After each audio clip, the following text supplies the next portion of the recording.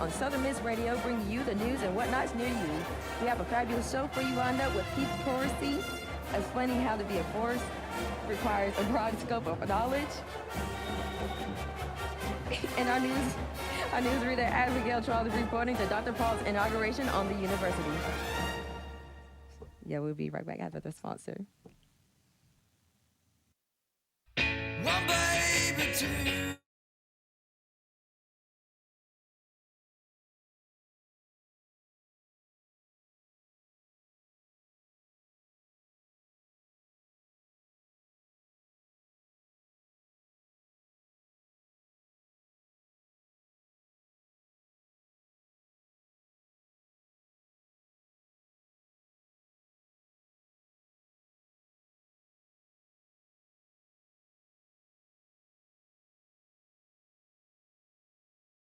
Sponsorship comes from American Graphics. Located at 8 Commercial Warehouse Drive in Hattiesburg, American Graphics provides custom screen printing and embroidery. They can be reached by phone at 601-602-2277. And the website is goamericangraphics.com. American Graphics, printing at its finest. Welcome back, my loves.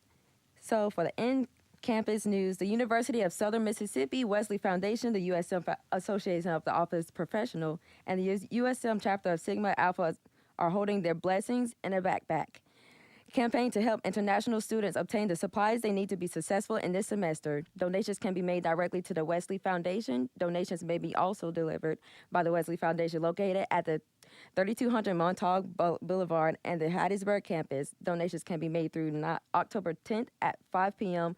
Backpacks will be delivered October 11th through the 15th. For more information, contact Jennifer Lewis. For our in Hattiesburg news, West Lamar Water Association issues boil notice. The West Lamar Water Association issued a boil water notice Sunday morning due to an emergency repair. The notice was issued for the following areas: Warren Lane and Seminary Summerall Road, from Lowry Road to Warren Lane. The notice will remain in effect until all samples are approved, which is expected to be 48 hours at least. For our Mississippi news, outdoor fire destroys storage shed, threatens our four homes Sunday in Jones County.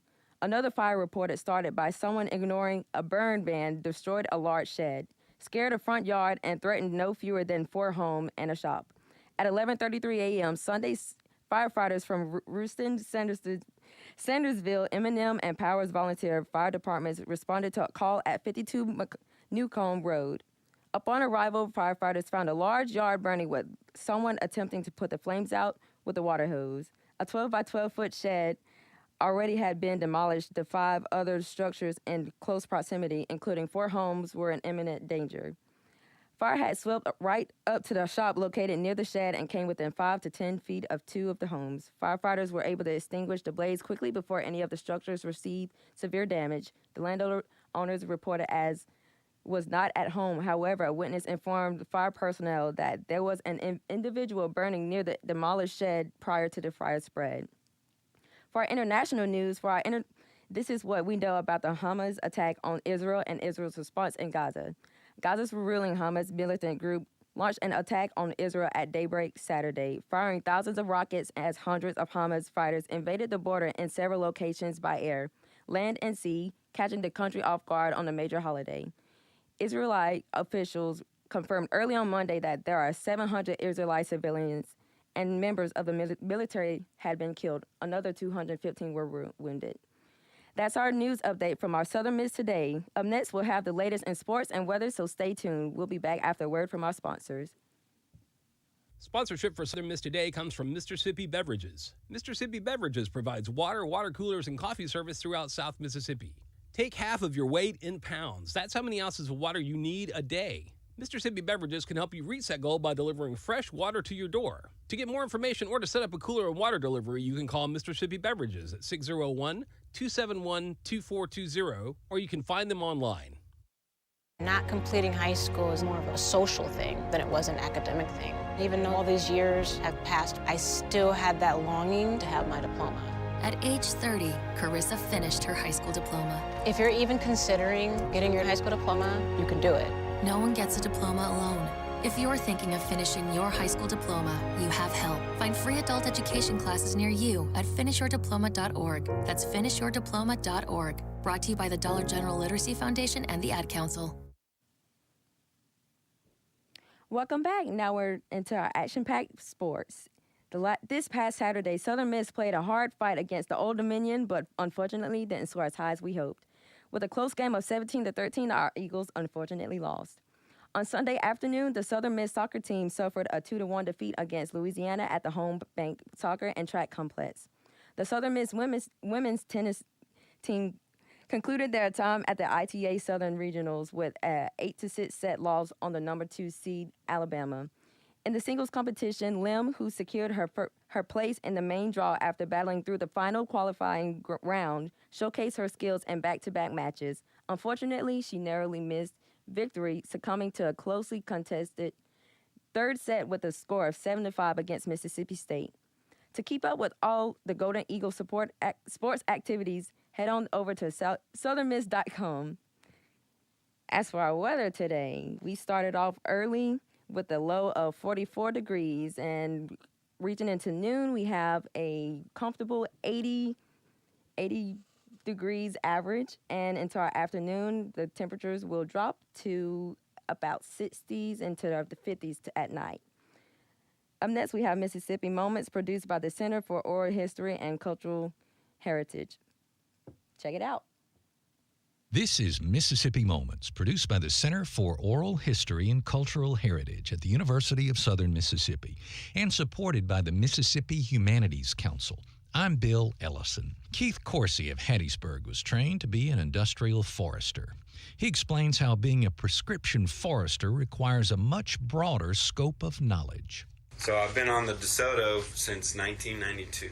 Most of the foresters that I work with, most of us were taught industrial forestry. Industrial forestry is more focused on just producing, whether you're after pulpwood or saw logs, you're just producing those as fast as you possibly can. And most other resources that you might manage in a forest are not managed. So you're not worried about wildlife, you're not worried about the flowers, you're just trying to grow trees as fast as you can, harvest them, and then put the next set of trees back in the ground.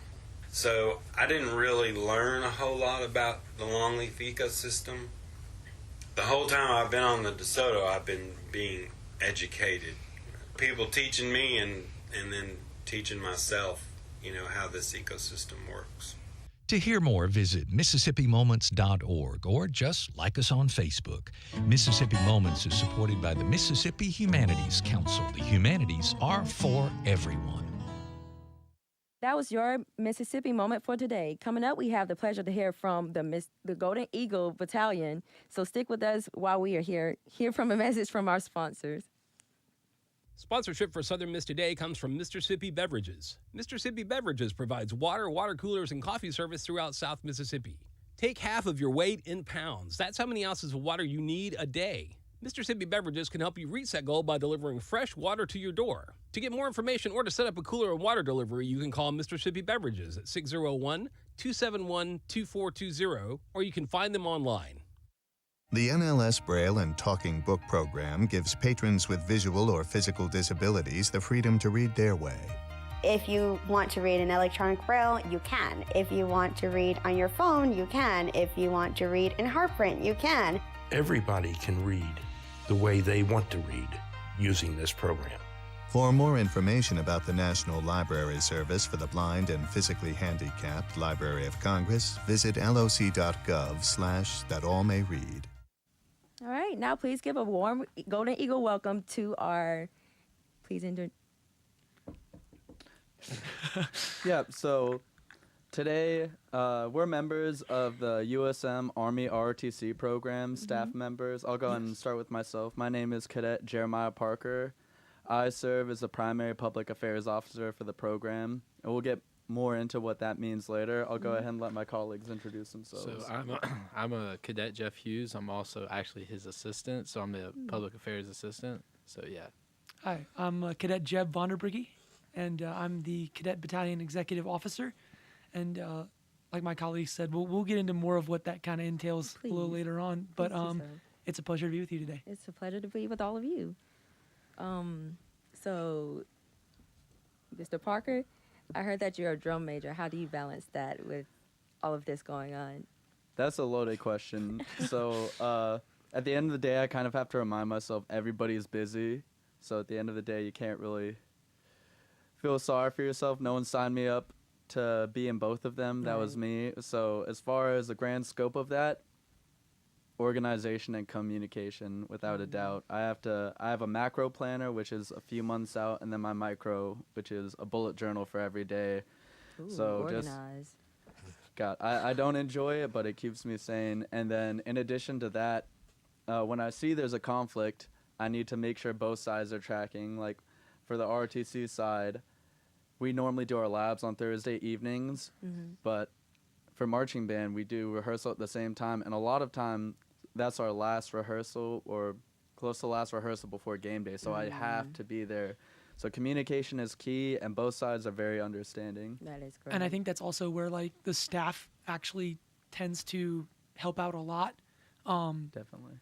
So that's kind of how we function. And I think there's a lot of misconceptions about what ROTC is. And like, obviously as the interview continues, we can get into that a little more, but especially when it comes to people like Parker that are super involved, what's really cool is that our program functions by staff category. So right here, you have our 2 S5s, but we have S1 that handles all of our human resources, attendance. So, you know, we're able to track people's conflicts. We're able to mitigate that too. And that's, you know, we have assistants in primaries. We have S2 that handles all of our, I call it intelligence, but it's, you know, it helps us with planning. S3 does all of our operations.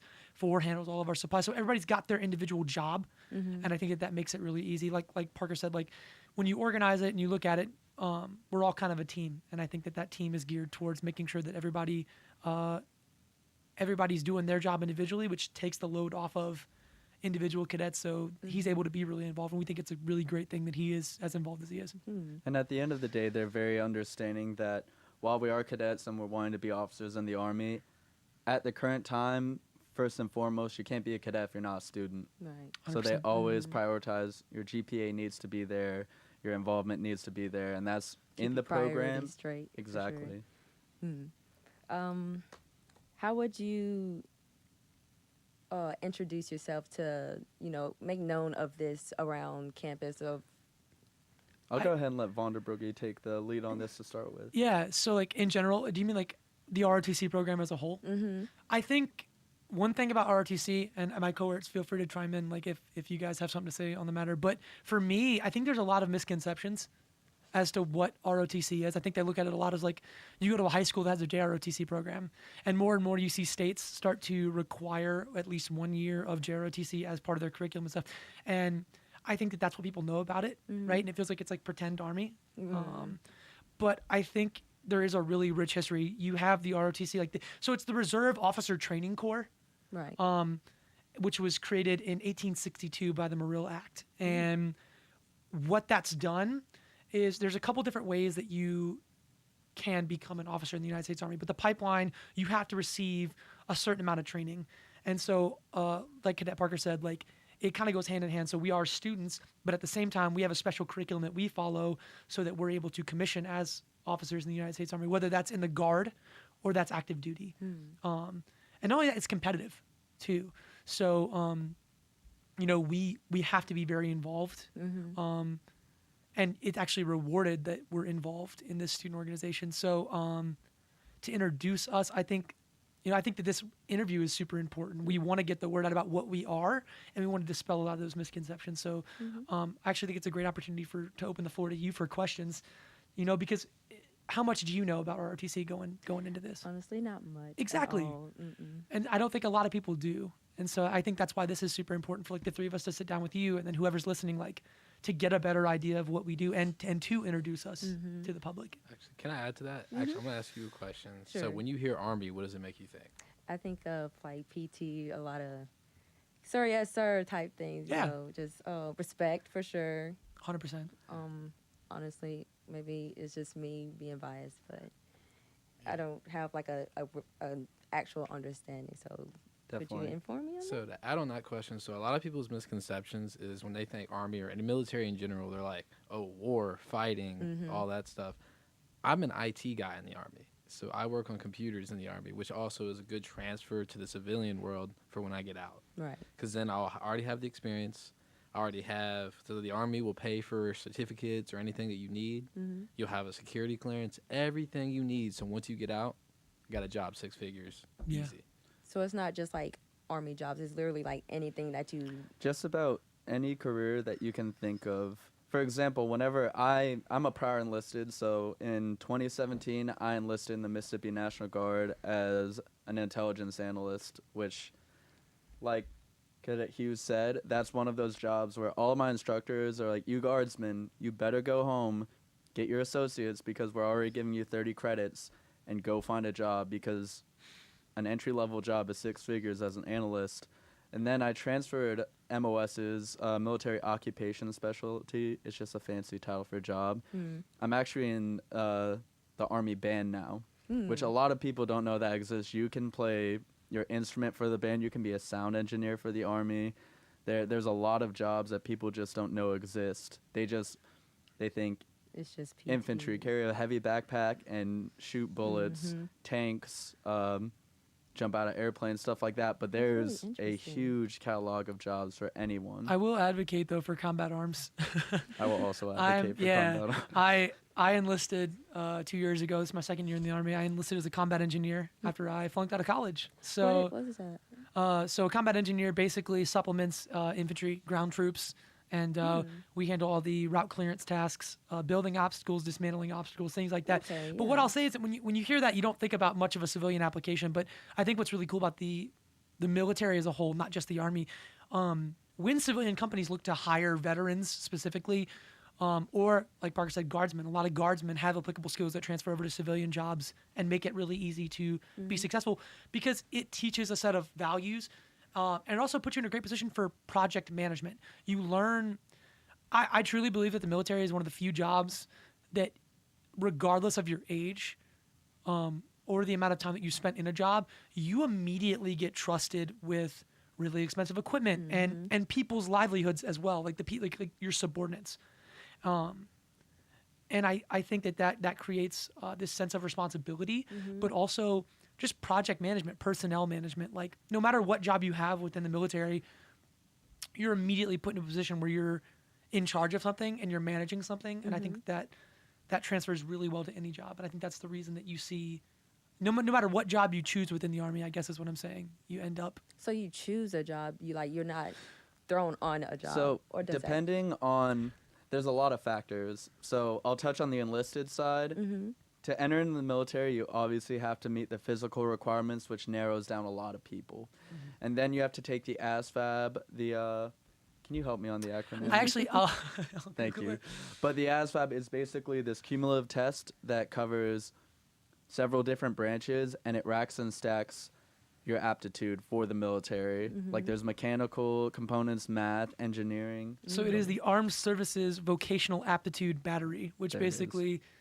it's all talent-based, or not necessarily talent-based, but skill-based. What you excel in places you in an occupation based on what your skill set is. Yeah. So from there, you take that, you go and you're assessed, because you give your recruiter your self-assessment, but then they need to send you before physicians to make sure, all right, can this male or female actually do what they need to do? And then from there, you talk to a liaison, and depending on your physical ability and the ASVAB score, the higher you score and the higher you score across the board, the more flexibility you have. That's the enlisted side. For example, I went to enlist as a tanker, and I showed up, and they're like, oh, last slot just got taken, but you have an okay score, so let's see what else is there. That's how I end up in Intel. Oh, that's nice. Now, for the officer side, it's a bit different. There's And it's even new like over the last 2 years, it's become a new system. It's become revamped a bit more. So basically, for a cadet in ROTC, a college student, you get ranked on a lot of things. Your GPA, your Army combat fitness test, your cadet GPA. So on these warfighter classes, we take how you rack and stack against your peers. And every cadet, regardless of what they want to do in the Army, between their junior and senior year, or unless you're in a different program, every cadet will attend Fort Knox, Kentucky for what's called advanced camp. And that is a huge chunk of points that can either be given to them or just not given to them. And it's based off, you run these exercises where you're put in a leadership role and you have to fulfill a mission, and your evaluation depends on how successful it is or the lack thereof, really. And at the end of advanced camp, you're assessed off your individual performance and leadership performance. That's another thing that goes to your overall order of merit list points. And basically, when it comes to commissioning as an officer, you want to have as many as possible, because there are a lot of people. Me, for instance, Vaughn and I both want to branch combat arms. Branch just means the area of expertise we're wanting to go into. That's a very competitive area, and you're going against a lot of high performers that also want that. So in order to get that, you have to, one, have that set of high points, perform very high routinely, and then also before... Is there like a resume you got to build up? All Exactly. So what was it? It was 3,600 this year that are They're- competing, and So only they're 3,200. 3,300, and there's only 3,060 slots. So there's going to be about 240 cadets that want a job in active duty that don't get it. So you have to do everything throughout the year to put yourself in the best position to be high up on that list enough that you get what you want. And I think that the Army has done a really good job. Recruiting and retention, I mean, that's the elephant in the room, right? Recruiting and retention has been an issue for the Army for a long time, but they're taking active steps to change that. And I think talent-based branching is the new system that's rolled out in the last 2 years. And essentially what talent-based branching is taking into account not just your skill set, but what you want to do, so that you don't end up in a situation where you're matched with a job that you have no interest in doing. I know we had a cadre member here at the school that was a chemical corps officer, and he had absolutely no interest in doing chemical corps, and he was getting out of the Army because he was unsatisfied with his job, going back to big Army from an ROTC battalion. And so essentially you rank now all of your preferences. I believe there are 13 basic branches, 12, 13 basic branches. Somewhere between 12 and 15. So there's a lot of options there, but their goal is to match you within your top 3, so that you may not get the number 1 choice that you want, but you get something that you're actually interested in. So like there's a your higher plan rate of Bs job and Cs. satisfaction. And that's another thing that goes into play with how involved you are and how well-rounded of a student you are directly impacts your ability to get what you want, essentially. Right. So let's say Cadet Parker and I want the exact same job. It's going to come down to who did more in their college career and who performed higher. And I mean, it's purely objective metrics. It's not subjective at all. Which I think is a good thing, but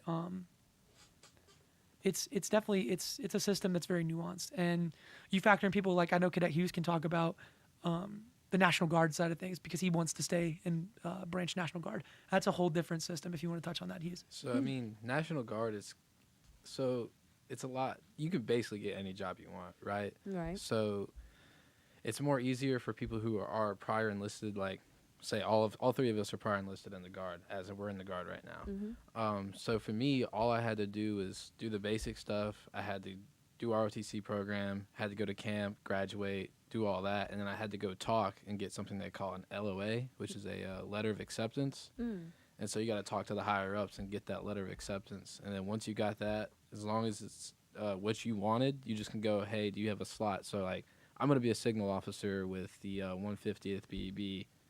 And so all I had to do was go, hey, can I have this slot? And they're like, yeah. And then they just give me a letter of acceptance. So once I graduate, I know where I'm going. I'm commissioned, got everything I needed. So it's a lot easier, I would say, on the Guard side than maybe going active. Well, that is...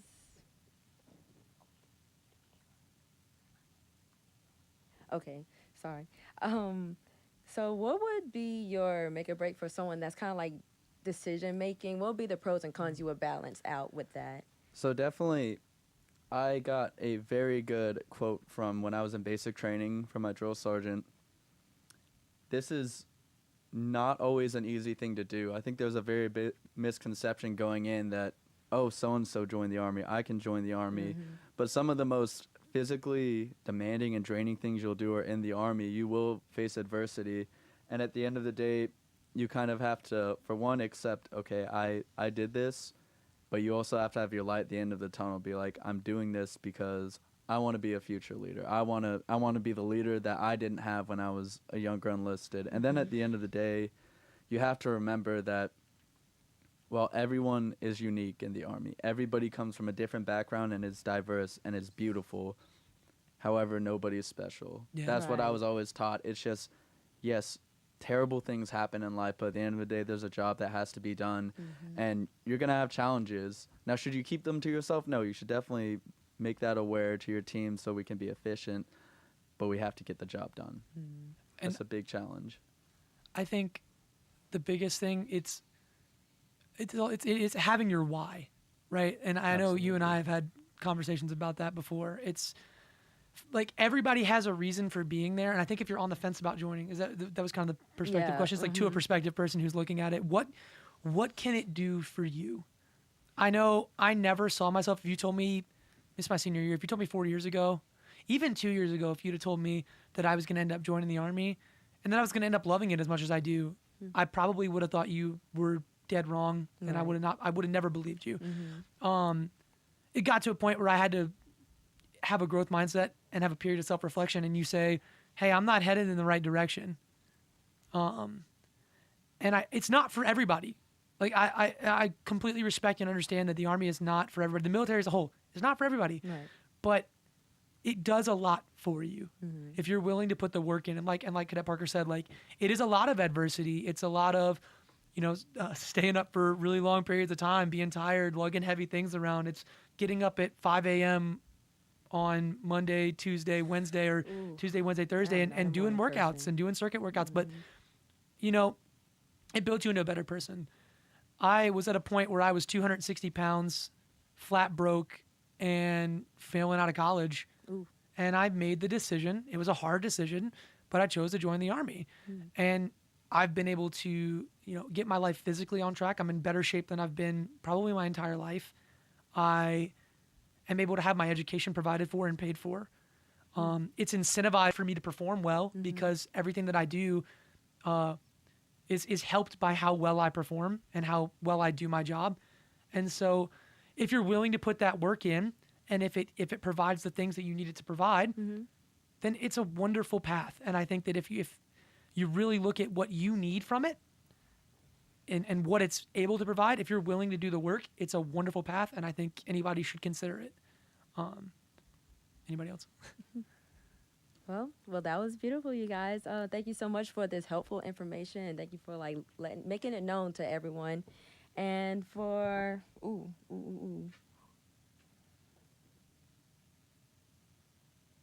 coming up, we got the news wrap.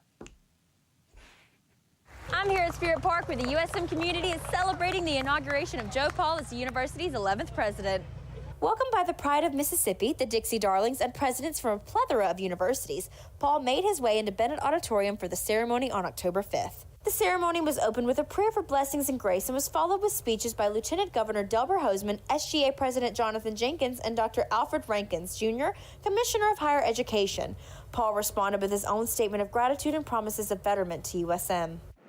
So today we celebrate Southern Miss, our treasured past, our current momentum, and our goal in the future. Dr. Shay Kidd Brown, USM alum and Vice President for Campus Life at Wake Forest University, delivered the inaugural address. She encouraged the community to leave Southern Miss better than they found it, but also encouraged them to continuously move forward. Kidd Brown believes that Paul is going to bring true change to the university and will bring in a new era of success for USM.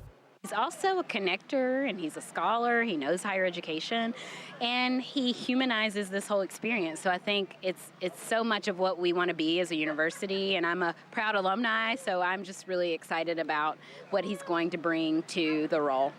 Hattiesburg Mayor Toby Barker delivered a speech of congratulations, and the ceremony was then closed with a benediction and the singing of the university's alma mater. Afterwards, the celebration was held in Spirit Park where the USM community gathered to listen to music, eat from food trucks, and congratulate Paul. The community welcomes Paul with open arms to this position and will work together to leave Southern Miss better than they found it. Abigail Troth, SM2 News. Thank you, Abigail, for that news wrap. And thank you all for listening to Southern Miss Today on Southern Miss Radio.